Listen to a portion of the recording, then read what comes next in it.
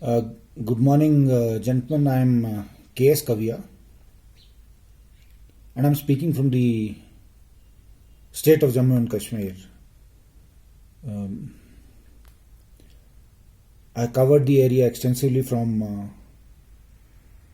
Leh to Kargil, and I found the things to be very, very peaceful. The kind of rumors that are being spread that after the spread of Article 370, Kashmir would be on fire and all, but nothing such exists in this area of Ladakh and especially Leh and Kargil. And people are very, very happy, quite happy about the development.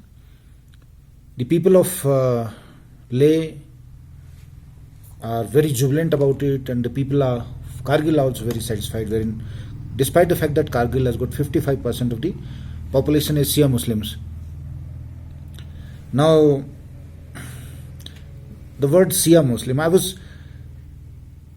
I hope after the scrapping of Article 370, and I have a firm belief that Kashmir will prosper and move very fast on the path of progress. Now, when I heard that Kargil has got a large population of Shia Muslims, I was a little intrigued as to what is the difference between Shias and Sunnis. And in my series of lectures for children, especially to clear their concepts, I just want to cover this particular topic also. Why there are two sects in Islam, and what are the main differences between Shias and Sunnis, and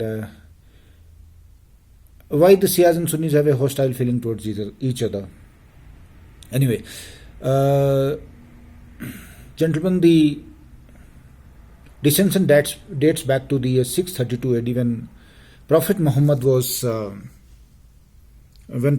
died, and a war of succession ensued after that. The Sunni Muslims, or a certain part of Islam, the followers of Prophet Muhammad, they believed that only a devout Muslim who is very, very competent should be the successor of the Prophet. Whereas another part of the followers of Prophet Muhammad, they believed that the bloodline or direct descendants of the Prophet should be inheritor of his legacy.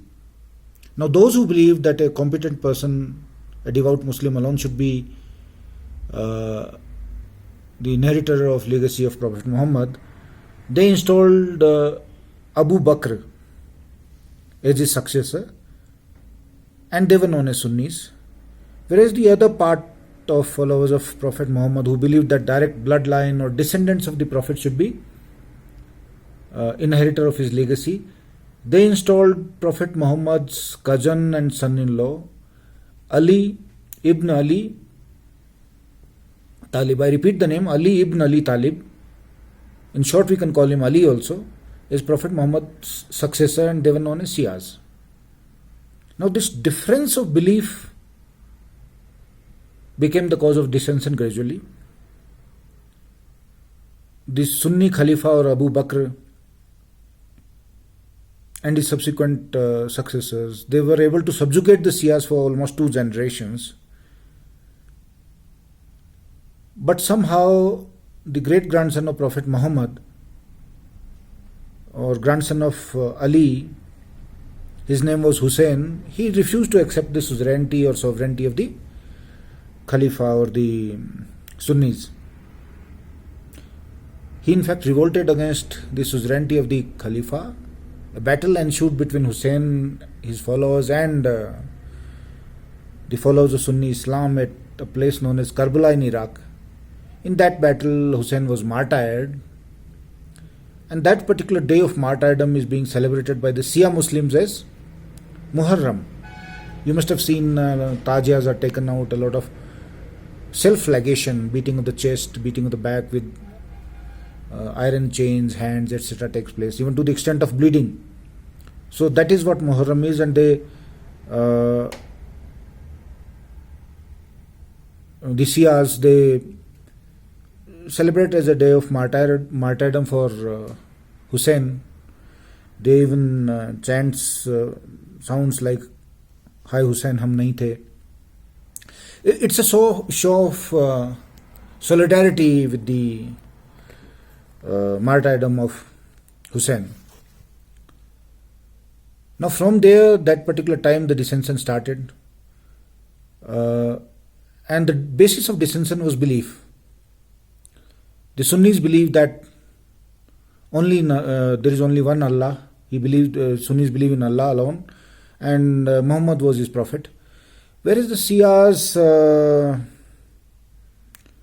believe in Allah and Prophet, but apart from Prophet, they also believe in 12 Imams who are descendants of Prophet Muhammad. So as per Sunnis, belief in Allah and Quran is a way of taking one to heaven, whereas as for the Shias, belief in Prophet Muhammad and his 12 descendant Imams is a way to heaven. So that's slight difference in the belief is there. The system of prayers are slightly different. The Sunnis pray 5 times a day, so do the Shias also.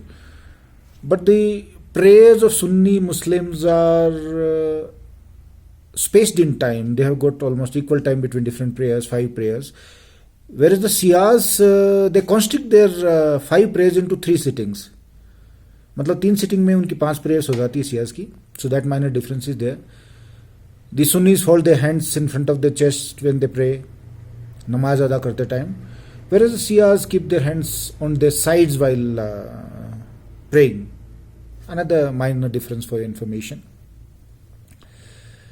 Now the Sunnis consider self-flagellation, जो मुहर्रम के time में chest beating वगैरह होती है, that self-flagellation is a crime, whereas for Shias it's a commemoration of martyrdom and it's considered to be solidarity with the sacrifices of Hussein. The Sunnis, there is no system of temporary marriages with the Sunnis, but in the Shia sect, in case a man is far too away from his original place, he is permitted to marry temporarily. That is, temporary marriages are permitted in the Shia sect. They are prohibited in Sunni Islam. Now, broadly, we've covered the differences between the Shias and Sunnis. One important point I have forgotten to cover here is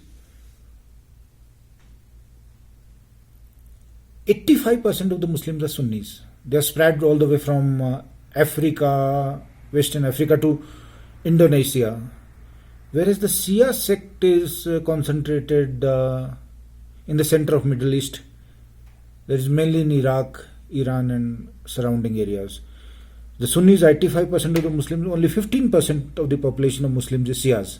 So that difference in the population exists. I hope I've been able to clarify this concept of difference between Shias and Sunnis, how it started in 632 AD as a war of succession for the legacy of Prophet Muhammad, how the differences in belief occurred, and the Sunnis generally don't consider Shias to be followers of Islam because of the difference of opinion, different practices. To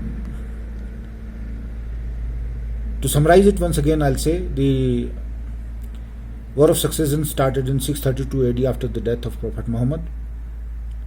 The Sunnis believed that the most competent person should be the Khalifa. They designated Abu Bakr. Whereas the Shias believed that bloodline and direct descendants of Prophet Muhammad should be the inheritors of his legacy, and accordingly they designated Ali, who was the cousin and son-in-law of Prophet Muhammad. There are minor differences in the methods of prayer. The Sunnis pray 5 times a day, equally spaced in time, whereas the Shias pray 5 times a day, but that is constricted to 3 sittings. The Sunnis fold their hands in front of the chest while praying, whereas the Shias keep their hands to their sides.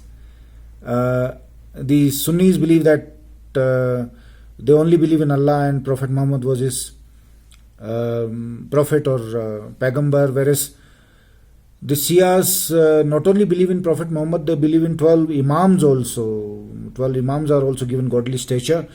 The Imams were direct descendants of Prophet Muhammad. Sunnis, temporary marriages in Sunnis are prohibited totally, whereas in Shias it is permitted. The self-flagellation is considered to be a crime amongst the Sunnis, whereas self-flagellation is considered to be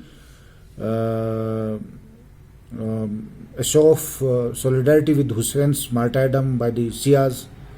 The Sunnis constitute 85% of the Muslim population, whereas Shias just are 15% of the total population. Sunnis are spread all over the world, whereas Shias only, mainly in Iran and Iraq and areas around.